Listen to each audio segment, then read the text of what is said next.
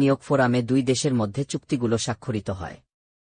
White house বলছে, এদিন Saudi আরবের সঙ্গে ইতিহাসের সবচেয়ে বড় সামরিক সরঞ্জাম বিক্রির চুক্তি হয়েছে যুক্তরাষ্ট্রের। হোয়াইট হাউসের বিবৃতিতে বলা হয়েছে, $144 বিলিয়ন অস্ত্র বিক্রি চুক্তির আওতায় মোট 5টি খাত রয়েছে।